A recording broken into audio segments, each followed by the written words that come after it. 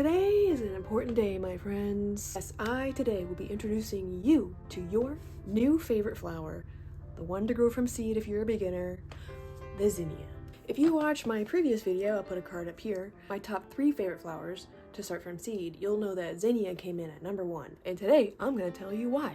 Before we get into all the different types of varieties that zinnia has to offer and what makes them so great and how many different varieties there are and how easy they are to take care of, let's start with the basics. What makes zinnias so great to grow from seed? Zinnias are native to South America, which means that they are drought tolerant, which also means that they are very easy to take care of. They germinate super easy, super quick, they're really cheap seed to purchase, and there are thousands of varieties of zinnia to choose from. Once you figure out what type of zinnia you want to grow, you've gone and purchased your seeds, the next obviously is growing them. Zinnias do really well started inside or outdoors, depending on a few things. In my experience, we have a lot of wildlife, rabbits and deer, so we have to start ours inside for the most part. I am this year going to try to start more outside, direct sown method, and try to cover them. I did try that last year and something got underneath my cover that I made and ate all of my seedlings as they were emerging. This year I'm going to try something different. Typically, I will start some inside just so that I do have something to fall back on if all of my seeds get eaten by rabbits. But in my experience, both ways have been very successful for me, and both ways I have gotten beautiful blooms.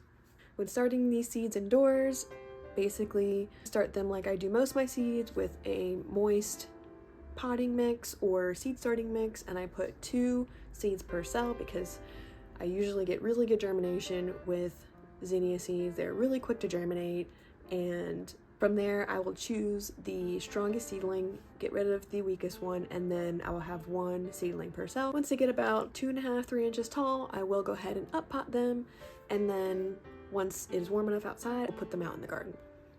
Now here's the important part, is zinnias do not care for a lot of water. That is one thing that if you're going to mess up with a zinnia, that's what you're going to do, is you're going to overwater it. They do not like soggy feet. Think about where they're coming from. They don't have a lot, their environment, their natural environment is very dry, not great soil, and that's what they thrive in, that's what they want.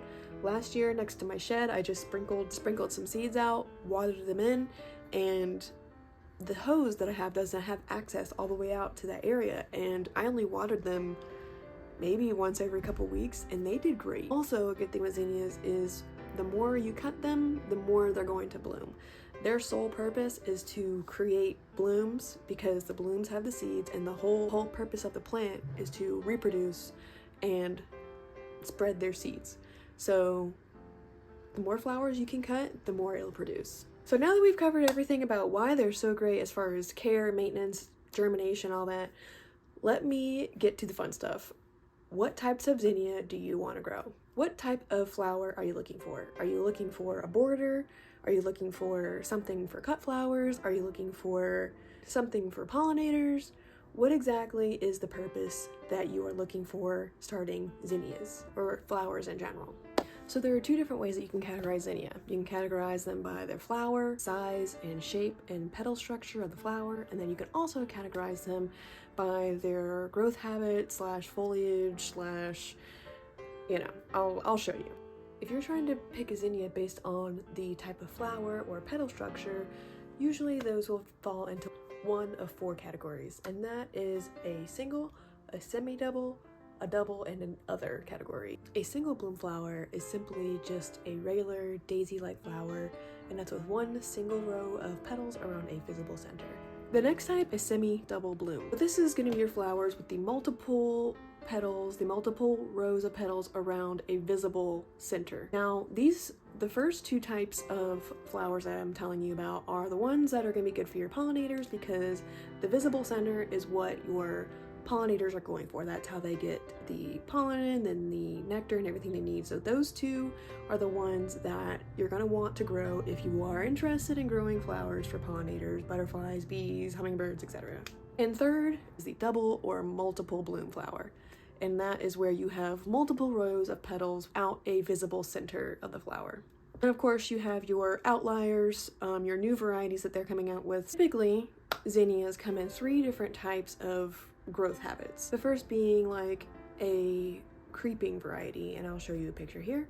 The second being an an intermediately tall plant like your Thumbelina and your Lilliput, and then your real tall boys like the Benary's Giant Blend. And lastly, before ending the video, I just wanted to share with you a couple of varieties of zinnia just to help you get a better idea of just how many different types and varieties of zinnia that there are out there. These are a drop in the bucket when it comes to how many actual varieties there are, but at least this might be able to help you get a head start on knowing which ones that you'd like to look for and purchase.